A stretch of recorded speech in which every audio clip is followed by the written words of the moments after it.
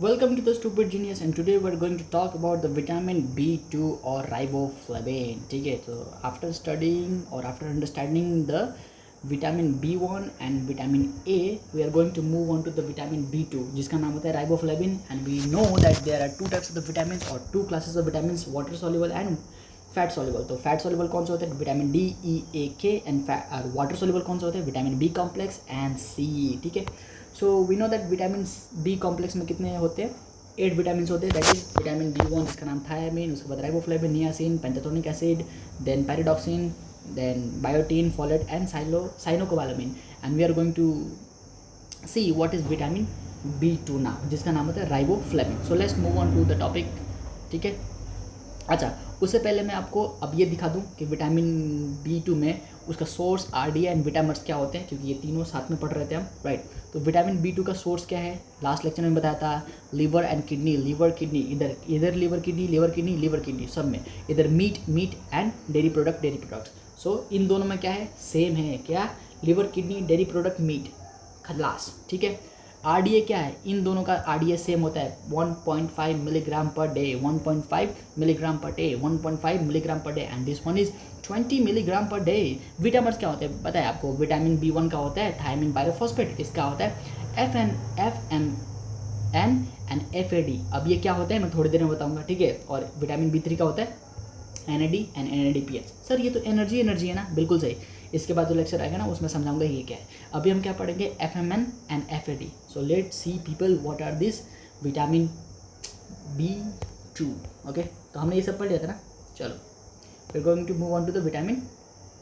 यहाँ पे B1 क्यों लिखा है? एक मिनट. विटामिन B राइटिंग सुंदर चाहिए. Vitamin B2. So vitamin B2 is riboflavin. ठीक है, जिसको अब राइबोफ्लेविन का मतलब क्या होता है? देखो, राइबो का मतलब क्या होता है? Ribo sugar.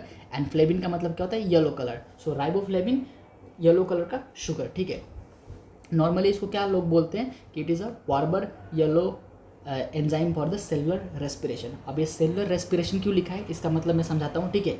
अब वार्बर येलो एंजाइम क्यों लिखा है? तो क्योंकि ये येलो कलर का होता है, राइट.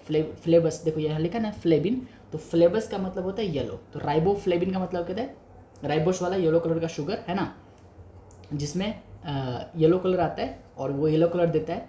और ये इंपॉर्टेंट होता है फॉर द सेलुलर रेस्पिरेशन. थोड़ी देर में समझाता हूँ. Now use as a colouring agent in the food में किस तरह यूज़ होता है? ये कलरिंग एजेंट की तरह यूज़ होता है. तो अगर हम इसको फूड में डाल रहे हैं तो फूड तो कैसे बनता है? हमें फूड को हीट करना पड़ता है, राइट. गैस पे बनाओगे ना फूड, तो फूड को जो हीट करोगे तो हीट का स्टेबिलिटी होना चाहिए. तो ये जो विटामिन B2 है ना, it is heat stable but it is light sensitive. Light से इसको प्रॉब्लम होती है, जस्ट लाइक पोरफायरिया. ठीक है.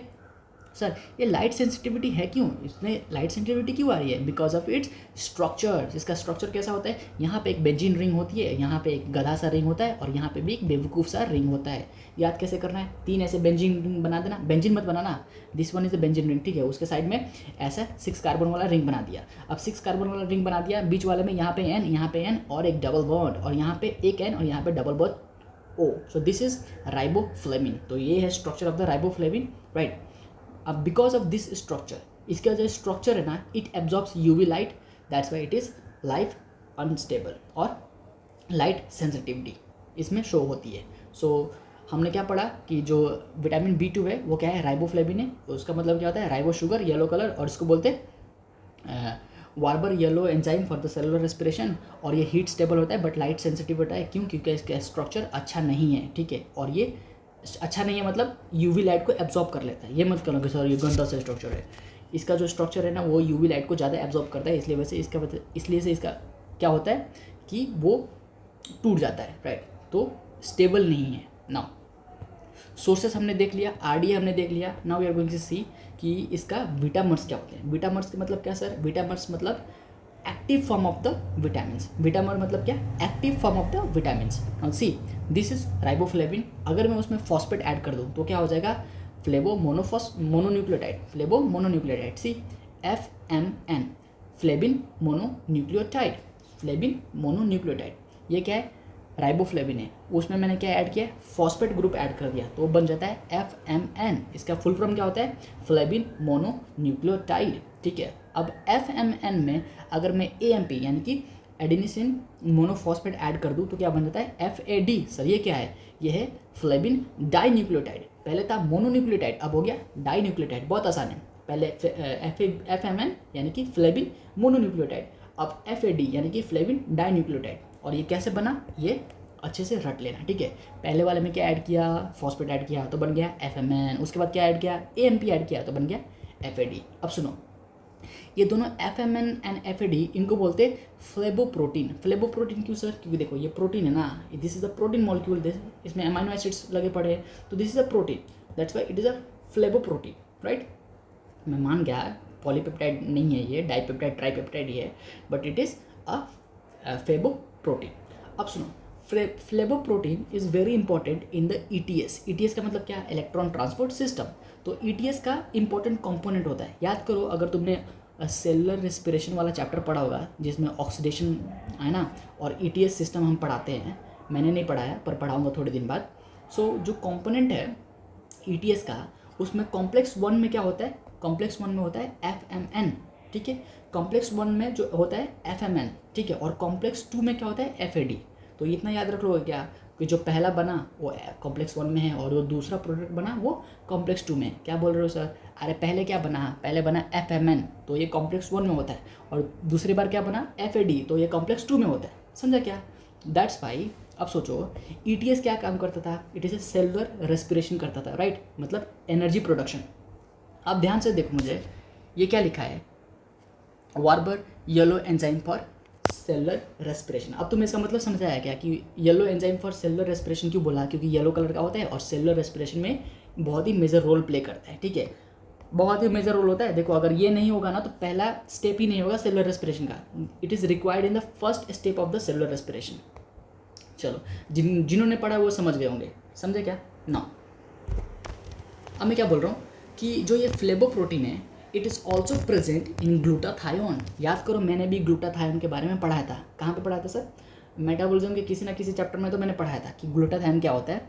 उसमें मैंने आपको समझाया था कि ग्लूटाथायोन के इंपॉर्टेंट क्या बोलते हैं उसको, फंक्शंस क्या है। लगभग मैंने 8 फंक्शंस आपको बताए थे, और सारे फंक्शंस रिलेटेड होते हैं एंटीऑक्सीडेंट प्रॉपर्टी से। ठीक है, हाँ, HMP शरण में पढ़ाया था। ये क्या है, एंटीऑक्सीडेंट प्रॉपर्टी किसका होता है, ग्लूटाथायोन का होता है। और ग्लूटाथायोन में क्या होता है, FAD होता है। तो FAD is a coenzyme for glutathione activity. Glutathione क्या है, ग्लूटाथायोन एक प्रोटीन है ना, टेट्रापेप्टाइड है ना। ग्लूटाथायोन क्या है, एक प्रोटीन है जो कि एक एंटीऑक्सीडेंट प्रॉपर्टी शो करता है, और इस प्रोटीन को काम करने के लिए हमें को फैक्टर चाहिए जो कि FAD है, राइट। तो अब सुनो, तुम सोचोगे कि जो सर विटामिन B2 है, जो राइबोफ्लेविन हम बोल रहे हो, क्या उसकी एंटीऑक्सीडेंट प्रॉपर्टी होती है। देखो, उसकी एंटीऑक्सीडेंट प्रॉपर्टी नहीं है। एंटीऑक्सीडेंट प्रॉपर्टी किसकी है, एंटीऑक्सीडेंट प्रॉपर्टी किसकी है, ग्लूटाथायोन की है। पर ग्लूटाथायोन में क्या होता है, FAD होता है, तो it help in the functioning of the glutathione, but it does not have antioxidant property bye its own. मतलब मैं क्या बोल रहा हूँ कि B2 जो विटामिन B2 है उसकी एंटीऑक्सीडेंट प्रॉपर्टी नहीं होती, वो B2 का क्या, ग्लूटाथायोन की एक, ग्लूटाथायोन का कोएंजाइम है, और ग्लूटाथायोन का प्रॉपर्टी क्या होता है, एंटीऑक्सीडेंट। तो ग्लूटाथायोन एंटीऑक्सीडेंट है, विटामिन B2 नहीं है। ठीक है, चलो इतना समझ आया क्या। अब ना सुनो, remember vitamin B complex are the water soluble vitamins. इतना तो सबको पता है, हाँ सर बताया था। Therefore does not stored in our body, इसलिए बॉडी में स्टोर नहीं होता है, यूरिन के थ्रू बाहर निकल जाता है, right. But in case of the riboflavin में जो फ्लेबोप्रोटीन्स है ना, जो फ्लेबोप्रोटीन्स है लाइक FMN एंड FAD, ये स्टोर हो जाते हैं। सर कैसे स्टोर होंगे, अरे यार इलेक्ट्रॉन ट्रांसपोर्ट जो चेन है वो तुम अपने माइटोकॉन्ड्रिया में रखोगे ना। अगर एक बार जैसे सपोज इलेक्ट्रॉन ट्रांसपोर्ट चेन बन गया तो तुम उसको थोड़ी फेंक दोगे माइटोकॉन्ड्रिया से निकाल के, स्टोर तो करोगे ना कुछ दिन तक, राइट। तो जो हमारा फ्लेवोप्रोटीन होता है वो क्या होता है, बॉडी में स्टोर होता है, राइट। अब इसकी वजह से क्या होता है, इस चीज़ की वजह से as they get store in our body, that's why their deficiency do not normally occur, right, that's why not easily get vitamin B2 deficiency, हमें विटामिन B2 की डेफिशिएंसी जल्दी नहीं होती। Until severe condition. कौन से कंडीशन? मैंने बताया था ना, कैंसर हो गया, माल एब्जॉर्प्शन सिंड्रोम हो गया, इन्फेक्शन हो गया, जीआईटी खराब हो गया, जीआईटी है ही नहीं, समझ गए क्या? जीआईटी है नहीं मतलब क्या? काट के निकाल दे। कैंसर होता है तो हम जीआईटी भी काट के निकाल देते हैं, उस केस में आप एब्जॉर्ब नहीं कर पाओगे, राइट? तो मल्टी विटामिन डिसऑर्डर हो जाता है, ठीक है। अब सुनो, इसलिए क्या बोल रहा हूँ कि हमें विटामिन B2 की डेफिशिएंसी नहीं होती normally, but in some case, in some severe case, suppose vitamin B2 की डेफिशिएंसी हो गई तो उसका मैनिफेस्टेशन क्या होगा? क्या होता है? स्टोमाटाइटिस होता है। सर स्टोमाटाइटिस का मतलब क्या? Inflammation of the mouth. देखो, जब भी आइटिस वर्ड लगा होता है ना, आइटिस वर्ड का मतलब क्या होता है? इन्फ्लेमेशन, चाहे वो जिस चीज़ का इन्फ्लेमेशन हो, जैसे कि पैनक्रियाटाइटिस है ना, कोरियोरेटाइटिस, कुछ भी। तो किसी भी चीज़ के आगे अगर इन्फ्लेमेशन लगा, आइटिस लगा हो, तो उसका मतलब क्या होता है? इन्फ्लेमेशन होता है। तो स्टोमाटाइटिस क्या है? Inflammation of the mouth. तो ये नॉर्मली विटामिन B2 की डेफिशिएंसी में हमें देखने को मिलता है। अब सुनो, देयर इज इंपॉर्टेंट कॉन्सेप्ट जो कि नेक्स्ट लेक्चर में भी इंटीग्रेट करके पढ़ाऊंगा। तो जो नेक्स्ट लेक्चर होगा उसका एक कोर रिलेशन क्या है? Stomatitis can also be seen in vitamin B3 deficiency, ठीक है। Stomatitis can also be seen in vitamin B3 deficiency, but तुम एक बात याद रख लो, विटामिन B3 की जब डेफिशिएंसी होती है ना, तो मेन फीचर होता है फ्लैग्रा। क्या होता है? मेन फीचर फ्लैग्रा होता है, ठीक है। तो अब तुम बताओ कि sir vitamin B2 and vitamin B3 इन दोनों में क्या हो रहा है? स्टोमाटाइटिस हो रहा है। इन दोनों में क्या हो रहा है? स्टोमाटाइटिस हो रहा है। पर प्लैग्रा किस में होगा? सिर्फ विटामिन B3 में, सिर्फ विटामिन B3 में। अब मैं तुम्हें एक स्टेटमेंट बोलता हूँ, बताना क्या होगा आंसर।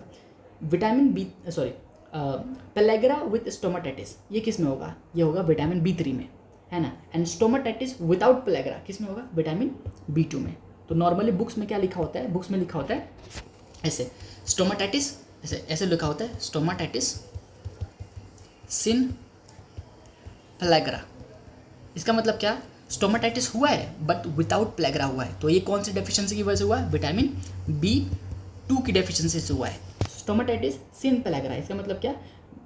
स्टोमाटाइटिस विदाउट प्लेग्रा, सिन प्लेग्रा यानी कि विदाउट प्लेग्रा।